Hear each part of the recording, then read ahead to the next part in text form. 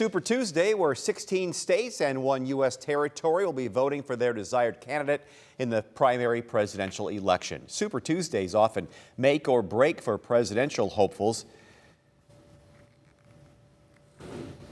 This is a head-to-head matchup at this point between Joe Biden and Donald Trump, and he's the clear favorite, has all the momentum, and I feel really good about him winning again in November. GOP candidate Nikki Haley has stated that she will remain on the primary ballot until after Super Tuesday, despite the mass support Republicans are showing towards Donald Trump. Speaking of Super Tuesday, it is do or die for some presidential hopefuls. We're joined tonight by Dr. Sam Nelson from the University of Toledo. Thanks for joining us. Yeah, thank you.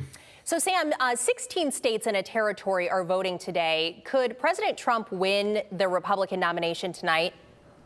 The math doesn't work. He can get pretty close, but he can't go over the number he needs to have the absolute finish.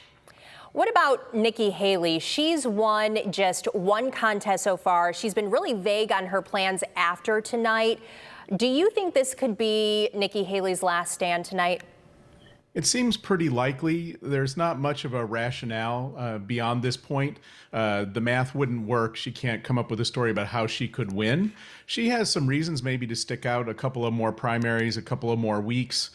She may be trying to position herself for a later run or for some other opportunity. But, the money is going to dry up really fast, and I don't think she's got much that she can do at this point. Yeah, she's also said she's waiting to see what happens with Mr. Trump's court cases. What's at stake for President Biden tonight, Sam?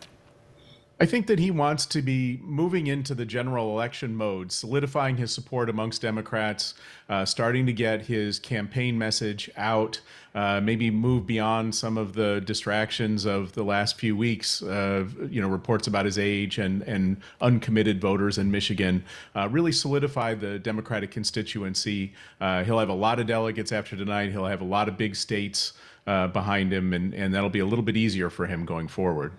The president's age and his cognitive ability has been kind of a big talker in the country in the last few months. Do you think that he has to address that in any way? I think that he's obviously going to make sure he's making public appearances, that he's kind of showing himself in public in different ways that emphasize the ways that he is still with it, that he's vital in doing the job. He's also going to be able to run on his record and suggest, well, if 6 months ago he was only 6 months younger and he was getting things done, why is his age an issue now? Well, as we mentioned, this is not a cliffhanger tonight. Tonight's less about finding out who the nominees will be and more about gauging the momentum heading into November, right? Yeah, I think so. I mean, we're about to enter the longest general election in American history, right? I mean, for all intents and purposes, the general election starts tomorrow. It's 8 months away. It's a really long campaign, but the key thing for both candidates will be consolidating their supporters, consolidating the parties. I mean, after all, about 40% of Republicans have been voting for somebody besides Trump in the primaries so far. Probably do a little bit better tonight, but he's still got a lot of work to do to consolidate Republicans. And of course, Biden's got some work to do with younger voters and voters who are concerned about Palestine and things like that. And independents are up for grabs. Yeah, there are some independents up for grabs. I think we could look at, are people who've been voting for Nikki Haley, are they up for grabs, or do they come home and become solid Republicans?